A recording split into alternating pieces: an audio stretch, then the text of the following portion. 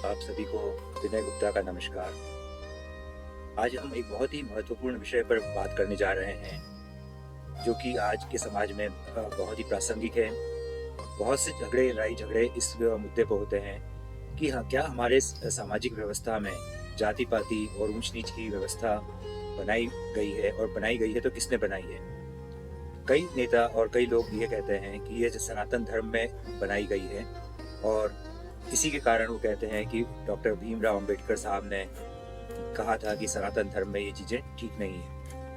आज हम उसका जो है थोड़ी कुछ जांच परख करते हैं और इस वीडियो में देखते हैं कि क्या सनातन धर्म में जाति-पाति, ऊंच-नीच जाति व्यवस्था है अथवा नहीं। इसके लिए हम वाल्मीकि रामायण से कुछ साक्ष्य लेंगे और उसकी व्याख्या करेंगे। तो पहले देखते हैं कि वाल्मीकि रामायण जो है वो क्या है। वाल्मीकि रामायण एक महाकाव्य है, पहला काव्य इस धरती पर रचा गया जिसे महर्षि वाल्मीकि ने रचा था। भारतीय संस्कृति का एक महत्वपूर्ण ग्रंथ है जो न केवल धार्मिक महत्व रखता है बल्कि सामाजिक मूल्यों और आदर्शों का भी प्रतिनिधित्व करता है। इस महाकाव्य में श्री राम द्वारा विभिन्न समाज के लोगों के साथ किए गए व्यवहार से यह स्पष्ट होता है कि उस समय में सामाजिक समानता का भाव था और जन्म पर आधारित कोई जाति प्रथा नहीं थी। इस लेख में हम श्री राम के निषाद गुरु, शबरी, केवट और अन्य लोगों के साथ हुए संवादों और व्यवहारों का विश्लेषण करेंगे जो इस बात को प्रमाणित करते हैं। सर्वप्रथम हम देखेंगे इनमें क्या क्या चीजें कवर की गई हैं। प्रत्येक प्रसंग के लिए मूल संस्कृत श्लोक और उनके हिंदी अनुवाद का उल्लेख किया गया है, जिससे जो इसमें ज्यादा रुचि रखते हैं वो उसको पढ़ सकते हैं और उसे वेरीफाई कर सकते हैं। अयोध्या कांड, अरण्य कांड, किष्किंधा कांड, सुंदर कांड और युद्ध कांड के विभिन्न सर्गों से उदाहरण दिए गए हैं। विशेष रूप से इन बिंदुओं पर प्रकाश डाला गया है। श्री राम और निषाद गुरु की मित्रता और परस्पर सम्मान, शबरी के प्रति श्री राम का प्रेम और उनकी भक्ति का स्वीकार, केवट के साथ श्री राम का विनम्र व्यवहार, सुग्रीव के साथ समानता के आधार पर मित्रता, हनुमान के प्रति श्री राम का प्रेम और सम्मान। प्रथम हम देखते हैं श्री राम और निषाद गुरु की मित्रता और परस्पर सम्मान। वाल्मीकि रामायण के अयोध्या कांड में श्री राम का निषाद गुरु से मिलन एक महत्वपूर्ण प्रसंग है। निषाद जो कि एक तथाकथित निम्न जाति का राजा था, श्री राम से अत्यंत प्रेम और सम्मान के साथ मिलता है। श्री राम भी उनके प्रेम को समान रूप से स्वीकार करते हैं और उन्हें अपना मित्र मानते हैं। इसमें एक कुछ बैकग्राउंड कथा जो है वो ये भी है कि जब गुरुकुल में महाराज श्री राम पढ़ रहे थे, उनके साथ में ही उनका सहपाठी था निषाद गुरु। तो यह भी एक धारणा जो है वह गलत सिद्ध होती है कि उस समय में किसी भी व्यक्ति के साथ में जाति के आधार पर शिक्षा अथवा व्यवहार में भेदभाव किया जाता था। तो पहला ये श्लोक है अयोध्या कांड सर्ग 50 श्लोक 33। उसका हिंदी अनुवाद है, अत्यंत दुखी होकर निषाद गुरु ने राघव को गले लगाया और करुणापूर्वक यह वचन कहा। दूसरा प्रसंग है जहां पर उनके वचन सुनकर राजा गुरु ने हाथ जोड़कर विनम्रता पूर्वक राम से कहा। फिर अत्यंत दुखित होकर राम अपने मंत्रियों और गुरु के साथ कुछ समय विचार विमर्श करके गंगा के तट पर पहुंचे। धर्मज्ञ राघव, राम, सीता और भरत के साथ वहां पहुंचकर गुरु के साथ मंत्रणा करने लगे। इस प्रसंग से स्पष्ट होता है कि श्री राम ने निषाद को न केवल आदर दिया बल्कि उन्हें अपना मित्र माना और महत्वपूर्ण निर्णयों में उनकी सलाह भी ली। यह सामाजिक समानता का एक उत्कृष्ट उदाहरण है, जहां जन्म या जाति के आधार पर कोई भेदभाव नहीं किया गया। अगला प्रसंग शबरी के साथ, शबरी के प्रति श्री राम का प्रेम और उनकी भक्ति को स्वीकार करना। अरण्य कांड में श्री राम का शबरी से मिलन एक और महत्वपूर्ण प्रसंग है। शबरी एक वृद्ध भील महिला थी जिन्होंने वर्षों से प्रभु राम के दर्शन की प्रतीक्षा की थी। श्री राम न केवल उनसे मिलते हैं बल्कि उनके द्वारा चखे हुए बेर भी प्रेम से ग्रहण करते हैं। इस प्रसंग का हिंदी अनुवाद है, अत्यंत प्रसन्न होकर शबरी ने देवर्षियों से सम्मानित राम की विविध प्रकार के कंद, फल और पुष्पों से पूजा की। शबरी के शुभ वचन सुनकर राघव ने उन्हें मधुर और धर्मयुक्त वचन कहे। दूसरा, मैंने तुम्हारी सेवा और दर्शन प्राप्त किए हैं। तुमने स्वर्ग प्राप्त कर लिया है और परम गति को प्राप्त कर लिया है। हे शुभे, तुम तपस्या से सिद्ध हो और मैंने तुम्हारी पूजा स्वीकार की है। हे महाभागे, अब तुम अपनी इच्छा अनुसार जा सकती हो।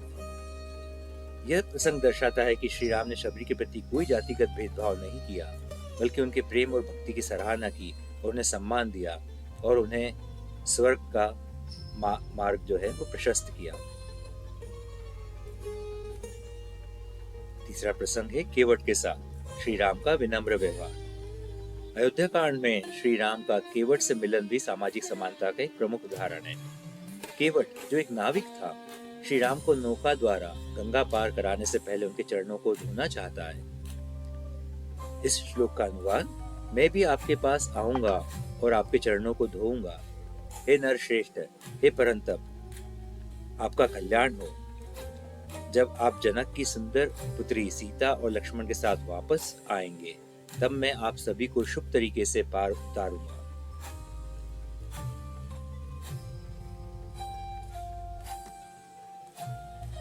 अगला श्लोक, आप राजाओं के राजा होकर भी इस नाव पर कैसे आरूढ़ होंगे?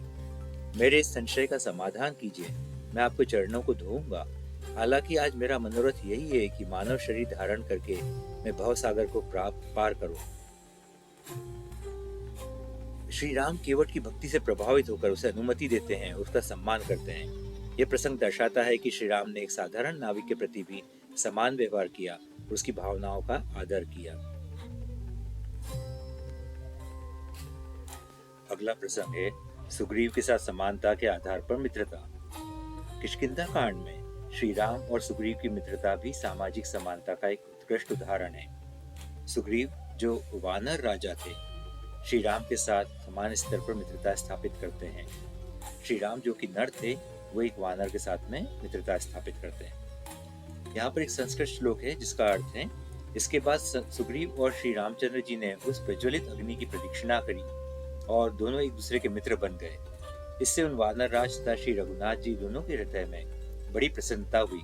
वे एक दूसरे की ओर देखते हुए तृप्त नहीं होते थे। दूसरा एक और इसी में श्लोक है किष्किंधा कांड में, जिसका अनुवाद है, महाकपे, मुझे मालूम है कि मित्र उपकार रूपी फल को देने वाला होता है। मैं तुम्हारी पत्नी का अपहरण करने वाली का वध कर दूंगा। यह प्रसंग दर्शाता है कि श्री राम ने वानर राजा सुग्रीव के साथ समान स्तर पर मित्रता स्थापित की और उनका उपकार किया, उनको कष्ट से मुक्त करा, जिससे यह स्पष्ट होता है कि उस समय जाति और वंश के आधार पर कोई भेदभाव नहीं था। अगला है बहुप्रसिद्ध हनुमान जी के साथ श्री राम का प्रेम और सम्मान। सुंदरकांड में हनुमान जी द्वारा लंका से लौटने के बाद श्री राम उनका अत्यंत सम्मान करते हैं और उन्हें आलिंगन देते हैं। यहाँ पर जो संस्कृत श्लोक है उसका अर्थ है, हनुमान के मुख से वैदेही के समाचार सुनकर और स्वयं हनुमान के कुशल पूर्वक लौटने पर दशरथ पुत्र राम अत्यंत प्रसन्न हुए। परम प्रीति से युक्त होकर उन्होंने हनुमान से कहा।